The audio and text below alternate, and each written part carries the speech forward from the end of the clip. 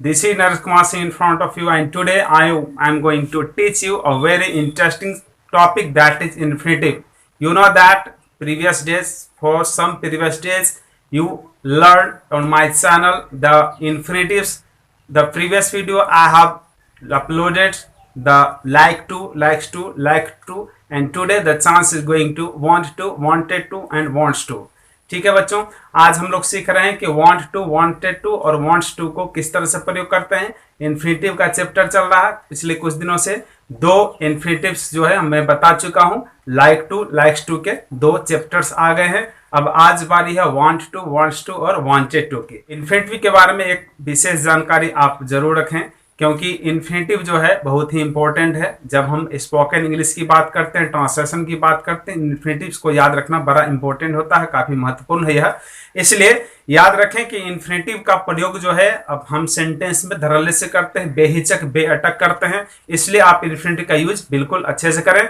और इन्फिनेटिव के बारे में यह खास जानकारी यह है कि जब भी किसी वर्ब के तुरंत पहले टू का प्रयोग होता है, TO2, जो प्रीपोजिशन भी है खुद, लेकिन जब वर्ब से पहले टू का प्रयोग किया जाता है तो हमेशा याद रखें बच्चों, दोस्तों, मेरे प्यारे बंधुओं, कि इन्फिनेटिव जो है वह हमेशा V1 को इंडिकेट करता है। कभी भी टू के बाद भी का 2 फॉर्म, 3 फॉर्म, 5 फॉर्म कुछ नहीं आता। यानी कि कहने का मतलब यह है कि कभी भी to, went to, gone to, going to, goes नहीं होता है। यानी कि जब भी टू के बाद वर्ब का प्रयोग करने की आवश्यकता पड़े तो हमें हमेशा भी का 1 फॉर्म, यानी कि जो नॉर्मल फॉर्म होता है उसका V1, वही यूज करना है। कभी भी आपने नहीं देखा होगा, यदि देखा है तो आप श्योर हो जाए वो बिल्कुल गलत यूज किया जाता है। यदि टू के बाद यदि वेंट कहीं दिया है, यानी कि V2 दिया गया है, टू के बाद V3 दिया गया हो, टू के बाद V5 दिया गया हो,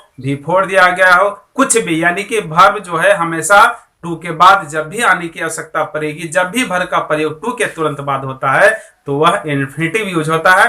ठीक है, और इन्फिनेटिव यूज में कभी भी वर्ब का दूसरा फॉर्म यूज नहीं किया जाता। दूसरा, तीसरा, चौथा, पांचवा कोई भी फॉर्म याद मतलब यूज नहीं करना है, मात्र V1 यूज करना है। जैसे to go, to come, to here, कुछ भी हो, कोई भी वर्ब आ जाए, आना जाना, खाना पीना, कूदना, हंसना, खेलना, जितने भी वर्ब सारे हैं, जब भी इसकी अंग्रेजी टू के बाद देने की आवश्यकता पड़ती है तो उसे हम इन्फिनेटिव कहते हैं, और उसका प्रयोग हमेशा 1 फॉर्म में होना चाहिए। जैसे मैं कहता हूं मैं जाना चाहता हूं, आई वॉन्ट टू गो। जैसे मैं कहता हूं कि मैं जाना चाहता हूं, इसकी अंग्रेजी होगी आई वॉन्ट टू गो। कभी भी I want to gone, I want to went, I want to going, I want to goes नहीं होगा। ठीक है ना। तो आइए समझते हैं आज इसी चैप्टर को। आज का चैप्टर है वांट टू, वांट्स टू और वांटेड टू। देखिए कि वांट टू का प्रयोग कहाँ होता है, वांटेड टू का प्रयोग कहाँ होता है और वांट्स का प्रयोग कहाँ होता है। ठीक है ना। तो आज का चैप्टर जो है आधारित है प्रेजेंट का इंडेफिनिट टेंस पर। ठीक है ना, प्रेजेंट का इंडेफिनिट टेंस और साथ ही साथ वांटेड का प्रयोग जो है पास्ट टेंस का इंडेफिनिट टेंस जो होता है, यानी सिंपल पास्ट टेंस भी आप कह सकते हैं, उसमें प्रयोग किया जाता है। ठीक है ना। तो देखिए किस तरह से वांट और वांटेड का प्रयोग होता है। राइट हैंड साइड, मेरे राइट हैंड साइड, आपके लेफ्ट हैंड साइड होंगे तो वहां पर आप देख पा रहे हैं इंडेफिनिट टेंस लिखा हुआ है, यानी कि प्रेजेंट का इंडेफिनिट टेंस और पास्ट का इंडेफिनिट टेंस। प्रेजेंट का इंडेफिनिट टेंस यानी प्रेजेंट का तो ऐसे पहचान जो है, हो, हूं, हैं, लेकिन इंडेफिनिट रहता ता है, ती है, ते है इत्यादि रहता है। और उसी तरह पास्ट में भी ता, था, ती, थी, ते, थे, या फिर इस तरह से आया, गया, चुका, चुकी, ये सारे रहते हैं। ठीक है ना। तो उसमें जो है था का प्रयोग करेंगे। यहाँ पर सिंपल समझ जाइए कि है, हो, हूं, हैं प्रेजेंट है, और था, थे, थी पास्ट है। अब देखिए कि प्रेजेंट के अंदर कहां पर वांट्स देते हैं, कहां पर वांट देते हैं। उसके बाद वांटेड का क्या थॉट है देखिए। तो आई, वी, यू और दे, 4 सब्जेक्ट हैं। I first person singular number, we first person plural number, you second person singular number और प्लूरल नंबर में भी यू होता है। उसके बाद थर्ड पर्सन में प्लूरल नंबर जो है वह भी दे होता है। ठीक है ना। तो आई, वी, यू और दे, याद रखें, आई, यू, वी, दे, ये 4 सब्जेक्ट है जिसके साथ वांट का प्रयोग होता है।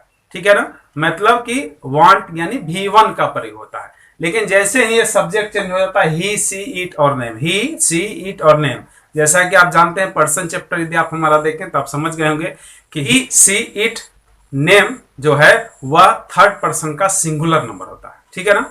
तो थर्ड पर्सन का सिंगुलर नंबर के लिए एक अलग सिस्टम है, अलग नियम है कि आप उसके अंदर V1 से काम नहीं कर सकते हैं, वहां आपको V5 देना होगा। याद रखें नेम जो है उस पर ध्यान देने की बात है कि नेम हमेशा सिंगुलर होना चाहिए तो V5 लगेगा, यानी कि वांट्स लगेगा। यदि वहां पर आप डबल नेम का यूज करते हैं, जैसे राम और मोहन जाना चाहता है, मैं और तुम पढ़ना चाहते हैं, तो इसमें जब डबल हो जाएगा यानी कि दो सब्जेक्ट्स आ जाएंगे, यानी कि प्लूरल नंबर के सब्जेक्ट जब आ जाएंगे तो आपको इस तरह प्रयोग नहीं करना है, फिर वह V1 में ही प्रयोग होगा, V5 का प्रयोग नहीं होगा। वांट का V5 जो है वांट्स है, ठीक है ना। तो V5 कहां देते हैं? थर्ड पर्सन सिंगुलर नंबर में, ठीक है। तो थर्ड पर्सन सिंगुलर नंबर का सब्जेक्ट क्या है? ही सी इट और नेम। तो अब आइए कि वांट का प्रयोग, प्रेजेंट टेंस के अंदर वांट का प्रयोग हो गया और ही सी इट नेम के साथ वांट्स का प्रयोग होगा। लेकिन अब देखते हैं कि पास्ट टेंस के अंदर जब हम सेंटेंस बनाते हैं तो उसमें किस तरह से प्रयोग होता है। देखिए पास्ट टेंस का जो बनाया हुआ था, थे, थी, पास्ट टेंस के अंदर वांटेड टू का प्रयोग होगा, चाहे सब्जेक्ट कोई भी हो, यानी कि फर्स्ट पर्सन का सब्जेक्ट हो, सेकेंड पर्सन का सब्जेक्ट हो, थर्ड पर्सन का सब्जेक्ट हो, चाहे कोई भी सब्जेक्ट हो, आपको प्रयोग करना है बस वांटेड टू, ठीक है ना।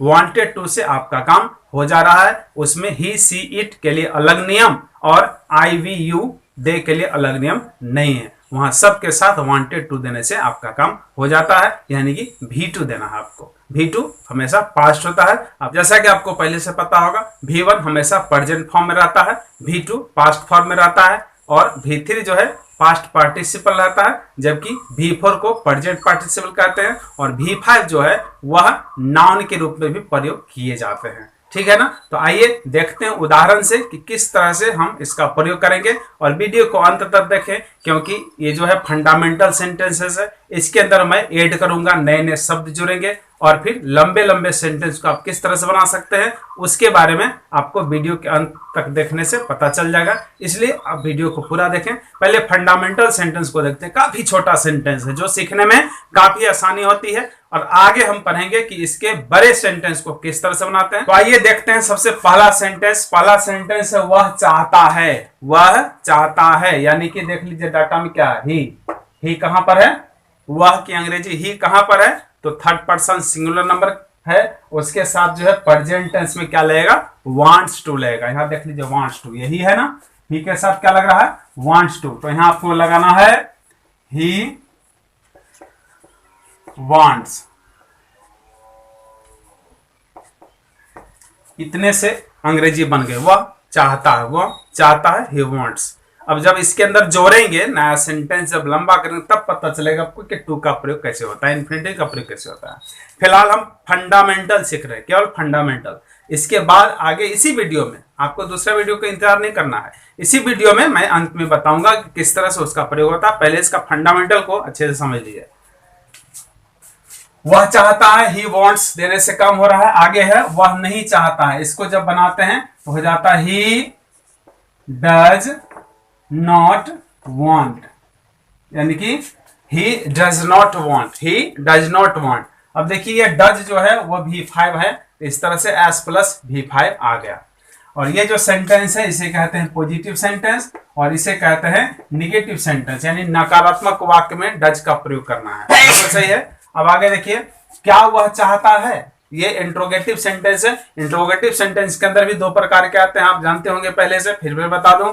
इंट्रोगेटिव के अंदर दो प्रकार के सेंटेंस होते हैं, एक होते हैं यस नो क्वेश्चन और दूसरा होता है WH question. Yes no question इसलिए कहते हैं क्योंकि उसकी उत्तर जो उसका जो आंसर है उस आंसर को यस और नो में दिया जाता है, यस और नो में आंसर दिया जा सकता है। जैसे कि क्या आप चाहते हैं, यदि मैं चाहता हूं तो यस, नहीं चाहता हूं तो नो, ठीक है ना, इसलिए इसको यस नो क्वेश्चन कहते हैं। और WH क्वेश्चन ये जो है वह क्या चाहता है, तो इसके अंदर यस और नो बोलने से काम नहीं चलेगा, यहाँ कुछ न कुछ सब्जेक्ट्स हमको बताने पड़ेंगे, इसलिए इसका नाम सब्जेक्टिव क्वेश्चन है। बहुत सारे वीडियोज में, बहुत सारे बुक में, बहुत सारी किताब में टीचर्स आप लोग बताते होंगे या तो सब्जेक्टिव कहते हैं या इसे बहुत सारे टीचर्स जो है WH क्वेश्चन के नाम से भी जानते हैं, ठीक है। कोई दिक्कत नहीं WH क्वेश्चन बोले, क्योंकि WH वर्ड से जितने भी सारे सेंटेंस स्टार्ट होते हैं सब इसी के अंतर्गत, जैसे व्हाट, व्हेन, हाउ इत्यादि, ठीक है ना। आइए देखते हैं क्या वह चाहता है। इसका जो है आपको डज बाहर लाना पड़ेगा। हेल्पिंग वर्ब जो है डज, उस डज को बाहर ले आइए, बाकी सब सेम रहेगा। डज ही और वांट, और यहाँ पर देख लीजिए वांट क्यों लग गया, वांट्स क्यों नहीं लगा, ठीक है ना। यहाँ भी तो आप देख रहे हैं कि वांट ही लगेगा, तो या कारण ये है, ये डज जो है वो ऑलरेडी V5 है, ठीक है ना, डू का V5 है, इसलिए S प्लस V5 ऑलरेडी हो गए हैं, इसलिए दूसरा वर्ब जो है उस वर्ब को हमेशा हमें पहला फॉर्म में रखना होगा, ठीक है ना। अब आइए वह क्या चाहता है, तो वह क्या चाहता है इसकी अंग्रेजी बस सेम है, यहाँ देख लीजिए डज ही वांट है, उसी तरह बनेगा, बस आपको एक वर्ड बढ़ाना होगा। क्या वर्ड बढ़ाना होगा, ये क्या जो है वो फर्स्ट में है और ये बीच में है। फर्स्ट में रहेगा तो यस नो क्वेश्चन रहेगा, और बीच में यदि रहेगा तो WH क्वेश्चन होगा, और बीच में रहेगा तो उसकी अंग्रेजी हमें देनी पड़ेगी। लिखिए कैसे लिखते हैं इसको। वह क्या चाहता है, सबसे पहले आप व्हाट लिख दीजिए, ये क्या की अंग्रेजी व्हाट हो गई। उसके बाद ये जो यस नो क्वेश्चन का जो स्ट्रक्चर है सेम वही स्ट्रक्चर लिख देना, यानी कि हो जाएगा व्हाट डज ही वांट, ये आपका हो गया sentence. What does he want, what does he want बन गया आपका सेंटेंस। अब देखिए आई के साथ कैसे प्रयोग करते हैं। मैं चाहती हूं, ठीक है ना, मैं चाहती हूं, इसको बनाते हैं आई वांट।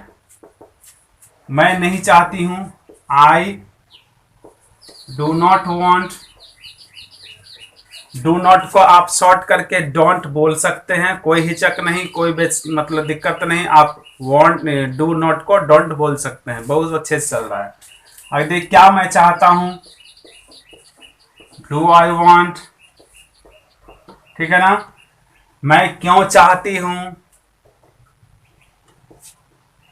क्यों की अंग्रेजी दे दीजिए व्हाई डू आई वांट, और यहां पर जो है वो क्वेश्चन मार्क दे दीजिए, आपका सेंटेंस तैयार हो गया। अब आइए चलते हैं वांटेड की ओर, ठीक है ना। राइट हैंड साइड आप देख रहे होंगे वांटेड लिखा हुआ है, वह चाहता था, ठीक है ना, वह चाहता था। इसकी अंग्रेजी बनाने के लिए हमको लिखना पड़ता है ही और वांटेड, ही वांटेड, इतने में हमारी अंग्रेजी बन जाती है, वह चाहता था, ठीक है ना। अब है मैं चाहता था, आई वांटेड। आप देख सकते हैं यहाँ पर कि आई के साथ जो है यहाँ पर वांट था प्रेजेंट में, जबकि ही के साथ वांट्स यानी V5 था, लेकिन जब पास्ट टेंस के अंदर आता है तो V5 और V1 दोनों नहीं यूज होते हैं, वहां पर V2 यूज होता है, यानी वांटेड देने से काम हो जाता है, ठीक है। आगे है क्या वह चाहता था, इसमें आपको क्या लाना है, डज लाना है, सॉरी डिड लाना है, डिड क्योंकि V2 है यह, और V2 यानी पास्ट दिखाना था, पास्ट दिखाने के लिए आपको V2 का प्रयोग करना है, ठीक है ना। वांटेड जैसे V2 है वैसे डिड भी V2 है, आपको लिखना होगा did he want, did he want, ये बन गए आपके सेंटेंस। आप यहाँ ये क्वेश्चन मार्क दे दीजिए। उसके बाद मैं किसे चाहती थी, ठीक है ना, तो किसे का इंग्लिश आपको देना होम। उसके बाद फिर डिड आई वांट, ये सेंटेंस आपका रेडी है, तैयार है। अब है राजा खाना चाहता था, यहां देखिए इन्फिनिटिव का राजा खाना चाहता था, इसकी अंग्रेजी बनेगी राजा वांटेड टू ईट। इस तरह से आप फंडामेंटल सीख लिए हैं। इस वीडियो को गौर से देखें और अंत तक देखें। अब मैं इसे इरेज करूंगा और बताऊंगा कि इसमें बड़े सेंटेंस को इन्फिनिटिव में किस तरह से बनाते हैं, ठीक है। तो आइए देखते हैं बड़े सेंटेंस को। तो आइए देखते हैं कि बड़े से बड़ा सेंटेंस को ये इन्फिनिटिव में किस तरह से प्रयोग करते हैं। देखिए सबसे पहले पहला सेंटेंस मैंने लिखा, वह खाना चाहता है, वह खाना चाहता है। देखिए इसको बनाने के लिए सबसे पहले क्या करेंगे, जो फंडामेंटल आपने सीखा उसी को रिवाइज करिए। देखिए ही वांट्स, इतना तो हमने पढ़ा शुरुआत में, वीडियो के शुरुआत में मैंने पढ़ा है, वह चाहता है यानी ही वांट्स। अब देखिए वो क्या चाहता है, तो वह चाहता है खाना, यानी कि उसे भूख लगी है। देखिए तो क्या करना है इसको, टू ईट, बस इतना ही आपको समझना है, वांट्स टू हो गया प्रयोग, ठीक है ना। अब यहां पर देखिए ये ईट जो है, कभी भी इसी के बारे में पहले बात कर रहा था कि ये ईट जो है, ईट से पहले टू है ना, तो इस टू से तुरंत बाद, टू के तुरंत बाद कभी भी ईट है ना, ईट देना सही है, ईटेन नहीं होगा, इट्स नहीं होगा, एट नहीं होगा, इटिक नहीं होगा, यानी V2 V3 V4 V5 कुछ भी नहीं देना है, बस V1 देना है। ठीक है ना। अब आइए बढ़ते हैं। वह खाना चाहता था, पहला सेंटेंस। दूसरा सेंटेंस है वह आम खाना चाहता था। एक वर्ड बढ़ गया यहाँ पर मैंगो। देखिए किस तरह से बनाएंगे, इसको बनाएंगे ही wants to eat a mango. बन गया, थोड़ा सा लंबा हुआ। अब उससे भी लंबा करना है। देखिए आगे कैसे बनता है। वह आज आम खाना चाहता था। सेंटेंस से मैं सेंटेंस सेम इसलिए उठाता हूं क्योंकि आपको समझ जो है वह बिल्कुल आसानी से आ जाए। देखिए अगला सेंटेंस है वह आज आम खाना चाहता था। यहां जो है वह आम खाना चाहता था, वह आम खाना चाहता था, सेम है, बस एक वर्ड बढ़ाया मैंने, आज, यानी टुडे। अब देखिए टुडे का प्रयोग कैसे करते हैं। सबसे पहले आप बना लीजिए वह आम खाना चाहता था। ही wants to eat a mango. बस इतना हो गया। अब इसके बाद आज की अंग्रेजी देनी है, और आज की अंग्रेजी के बारे में पुनः बता दूं मैं कि यह एक एडवर्ब ऑफ टाइम है, और एडवर्ब ऑफ टाइम को समय वाले शब्द भी कहते हैं। तो इसका प्रयोग जो है, इसको जो अंग्रेजी अनुवाद में लिखते हैं, इसको अंग्रेजी अनुवाद के अंदर जो लिखते हैं वह कैसे लिखते हैं, तो याद रखें इसके बारे में कि सेंटेंस के या तो सबसे फर्स्ट में रहेगा या लास्ट में रहेगा। इसलिए यह आज की अंग्रेजी आप यहां दे सकते हैं, यानी टुडे। टुडे यहां देने से आपका काम हो जाएगा। या फिर यहां आपको पसंद नहीं हो, यहां सूट नहीं करता हो आपको, तो आप जो यहां दे सकते हैं। यानी कि एडवर्ब ऑफ टाइम का प्रयोग या तो सेंटेंस के लास्ट या फिर फर्स्ट में करते हैं। देखिए अब उससे लंबा, सबसे लंबा सेंटेंस मैंने बनाया है। उस सेंटेंस को देखिए कि किस तरह से बनता है। ठीक है ना। तो लंबे सेंटेंस के लिए जो है आपको ध्यान रखना पड़ता है केवल का केवल कनेक्टर्स का। कनेक्टर्स यानी कि प्रीपोजिशन। प्रीपोजिशन यानी कि ऐसा पोजीशन जो प्री में हो। प्री मतलब होता है पहले। ठीक है ना। तो प्रीपोजिशन का प्रयोग करना है, प्रीपोजिशन को पहचानना है। तो सबसे पहले पहचानिए उसको कनेक्टर भी लोग बोल सकते हैं, क्योंकि वह कनेक्ट करता है दो शब्दों को। ठीक है ना। कभी कभी दो वाक्यों को भी जोड़ देता है। हालांकि दो वाक्यों को जो जोड़ते हैं उसको कंजक्शंस कहते हैं, जैसे कि आगे मैं कंजक्शन चैप्टर पढ़ाऊंगा।